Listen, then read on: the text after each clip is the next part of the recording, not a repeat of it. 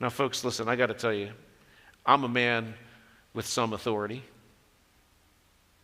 Like I can say something and it'll happen sometimes.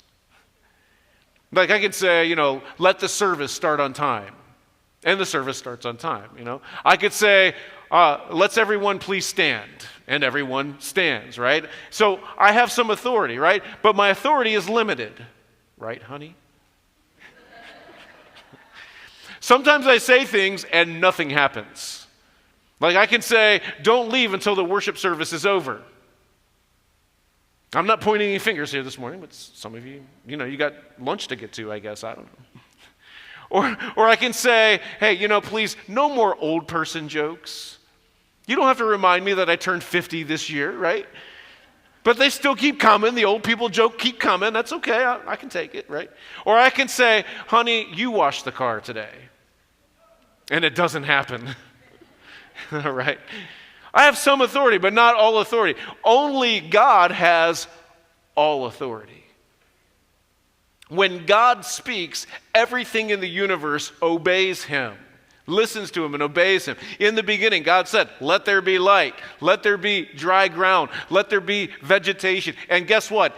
It happened by the words of his voice. All he had to do was speak, and it happened.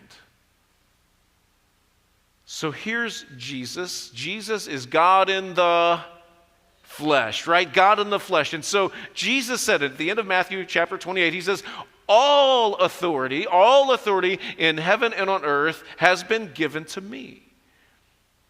And when Jesus spoke, the universe obeyed him. Demons ran and flee. Diseases were cured. Storms were calmed. Trees even obeyed him. Remember that? He cursed a tree and it withered. Everything in the universe listens to Jesus. This centurion knows, he sees this in Jesus. He's got this unique authority. He knows Jesus has all this authority, and he requests that Jesus exercise. He says, just say the word without even coming to my house, and I believe my servant will be healed. This is remarkable faith. Verse 9, Jesus heard this and was amazed at him. Turning to the crowd following him, Jesus said, I tell you, I've not found so great a faith even in Israel. Now think about what Jesus is saying here. He's got these 12 guys that have been following him for a long time. He's got Peter, James, and John, like the closest disciples. He says, guys, listen, I haven't seen this much faith in even you guys. This is huge. From a Roman centurion, an enemy, if you will. There are only 2 times in Scripture we see Jesus amazed. Every time the story is told of this Roman centurion, it says Jesus is amazed.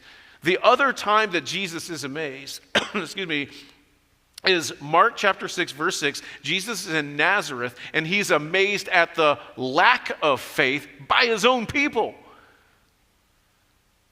This is amazing to me, right? So here's the deal, folks. Like, faith leads to friendship with Jesus. Faith in Jesus leads us to friendship with Jesus. Hebrews 11:6, it's our memory verse this week, if that's one of the next steps you want to take on your back of your blue cards today. Hebrews 11:6 says, without faith, it is impossible to what? Right, to please God. It's impossible to please God without faith. If we want to be friends of God, if we want to be friends with God, we've got to believe that God is real, that he's good, that he's loving, and that he rewards those who come to him. That's the kind of faith this Roman centurion had. And that kind of faith prompts Jesus to respond. Verse 10. When those who had been sent returned to the house, they found the servant in good health. He's healed. I can't explain how Jesus can just speak a word and immediately heal a servant. But folks, I believe Jesus. I believe he knows all things. I believe he has all authority and all power. And the simple explanation for us is that this is a miracle and absolutely nothing is impossible with God.